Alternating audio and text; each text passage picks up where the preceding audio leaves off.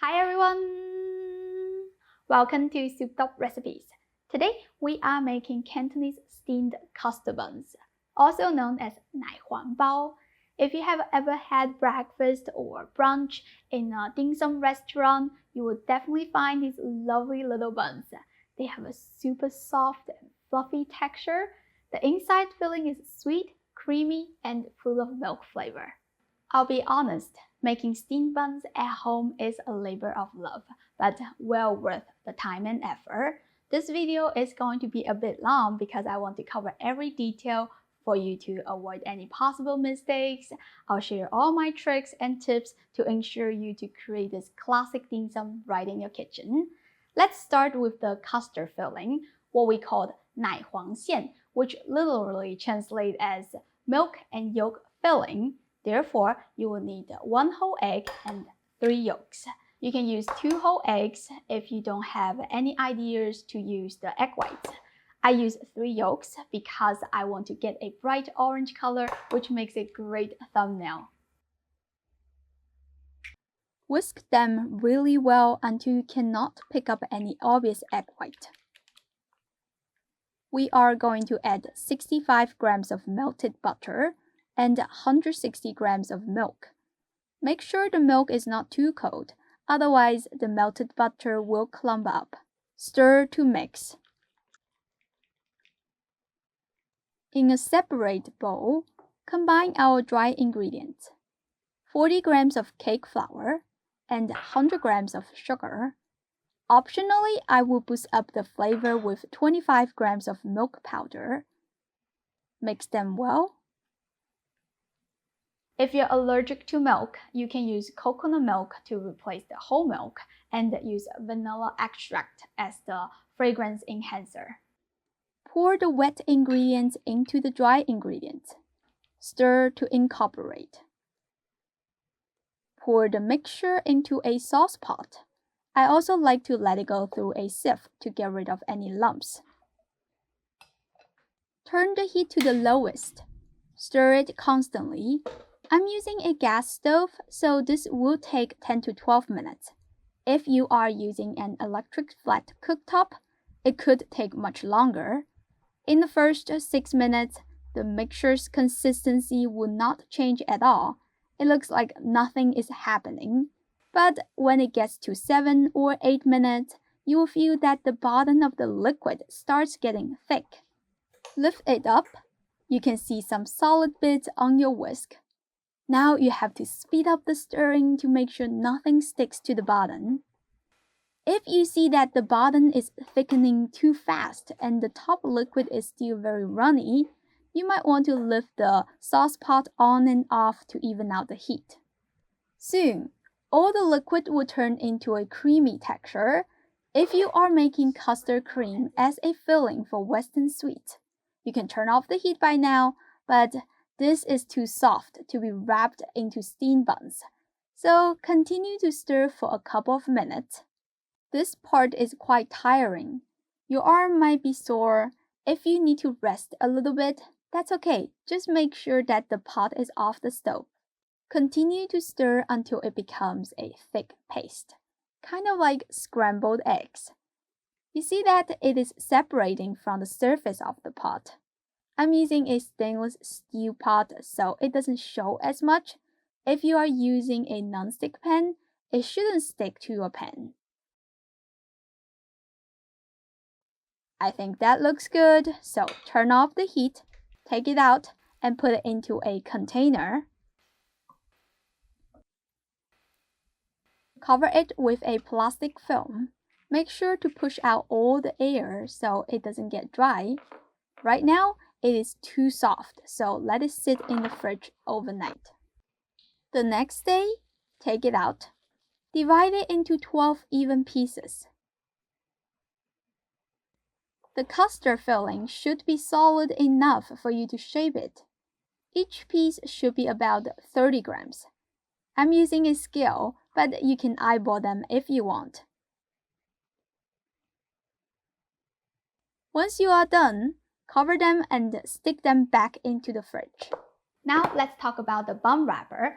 we will need 15 grams of softened butter, so don't forget to put it out before you start everything. It takes about 20 minutes for it to be spreadable. Here is 190 grams of milk. Again, if you are allergic, you can use coconut milk or water. To that, we will add 60 grams of sugar and 6 grams of instant yeast. Stir it well. Another note here, it is better to use cold milk from the fridge. Otherwise, the yeast will bubble up too quick before you get a chance to knead them smooth. In a KitchenAid mixing bowl, add 350 grams of all-purpose flour and 10 grams of milk powder. Stir to incorporate them. This is the all-purpose flour that I'm using. It gives the buns a whiter look compared to other brands that I have tried, and the final result does come out with a smoother surface. If you cannot find this brand, bleached flour is a good way to reach that authentic, bright color if you care about the presentation. Pour in the yeast milk solution. Get your spatula and give that a nice premix before you run the machine.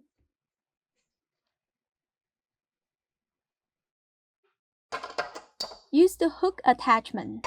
Let it run on medium-low speed for a couple of minutes. Once you cannot see any dry flour bits and the dough is formed into a big rough piece, you can add in the softened butter.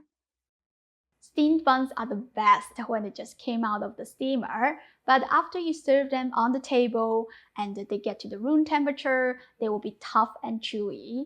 Adding butter to the dough is a great way to keep the soft and fluffy texture. Don't add the butter all in once, or else you will end up with a sticky mess. You have to add it in little by little, spread it out, turn the machine on and let it knead for about 10 seconds. Turn it off, add a little more butter, let it run again. Keep doing that until all the butter is well mixed. Then continue to run the machine for another 8 minutes.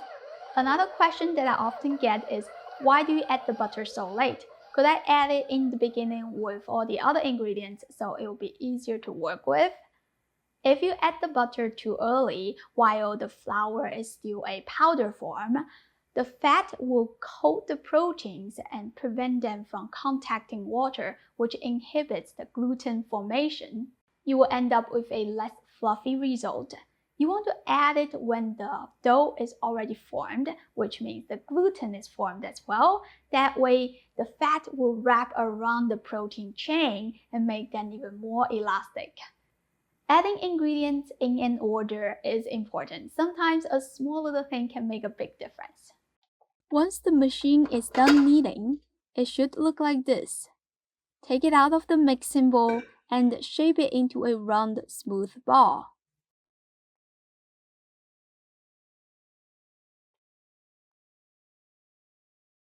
Cover it and let it proof for 1 to 1.5 hours, depending on your room temperature. My room temperature is 75 degrees Fahrenheit, and it took about 1 hour and 20 minutes. It should be doubled in volume.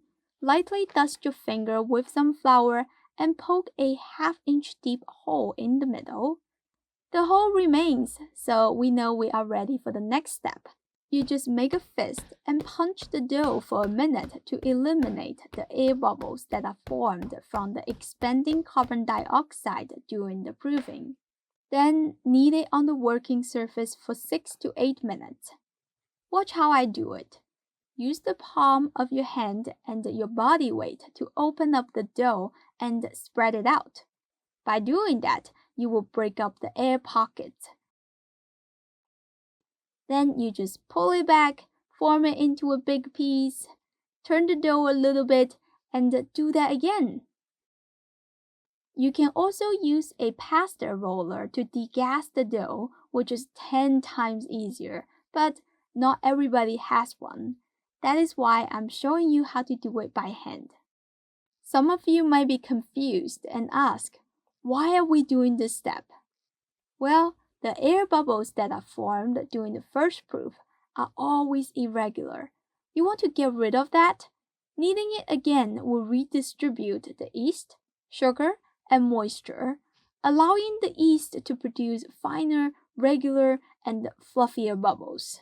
I have seen many custard bun recipes, but they don't put emphasis on this part.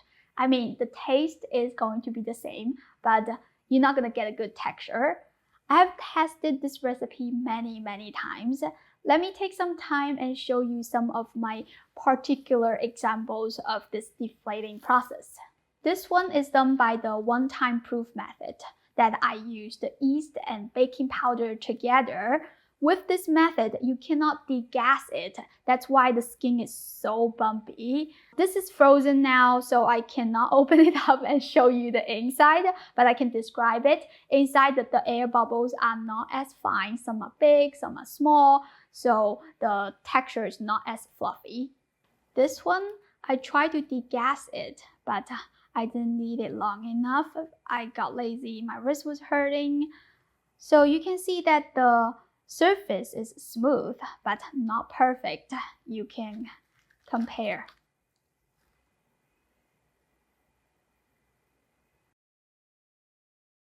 If your buns come out smooth like this one, but with a few concave spots, that means you degassed it really well, but you probably missed a few bigger air pockets.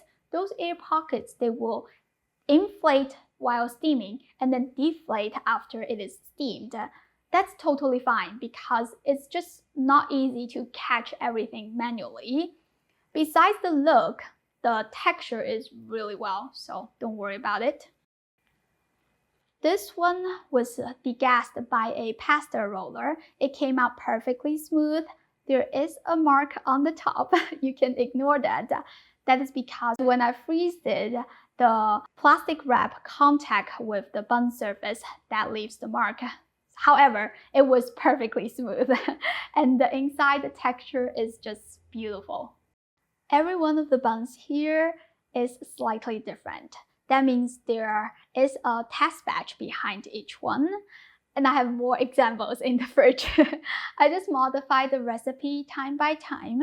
Some of you might think it's too crazy to make so many buns, but to me, making dim sum is like art. I learned new things every time I make it. Too much talking. Let's get back to the recipe. Once you have properly deflated your dough, divide it into 12 even pieces. If you use a scale, each one should be about 50 grams.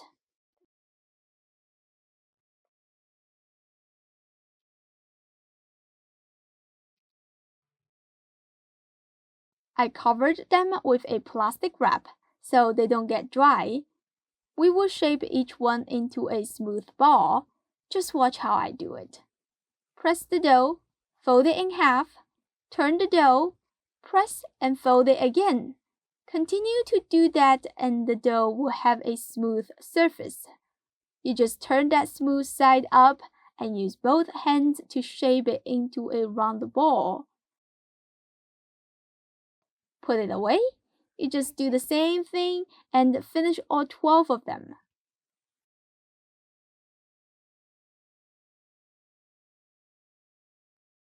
Cover them with a plastic wrap and let them rest for about 10 minutes. This relaxes the gluten and makes the dough easier to roll out later. Start with the first ball that we shaped. Dust it with some flour to prevent stickiness. Use a rolling pin to roll it flat. If you see any big air bubbles, they should be deflated as you are rolling it. Once you get it into 4 inches in diameter, lift the sheet and roll the edge to make it thinner. That way, you can have a wrapper with a thicker middle and a thinner edge. The size of the wrapper should be about 5 inches in diameter.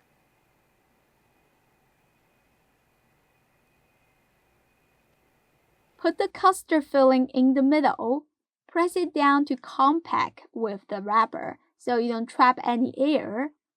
Then use your forefinger and your thumb to squeeze it around and push the wrapper up. When you get to the very end, lightly wet your finger with a bit of water so you can pinch and close the bun easily. Put the rough side down on a piece of parchment paper and shape it nicely. Place the buns on a steamer rack. Be sure to leave some space between each other because they will grow bigger while steaming. I put some room temperature water in the steamer. Place the buns in, then put on the lid and let them proof for 20 minutes. 20 minutes later, turn the heat to high.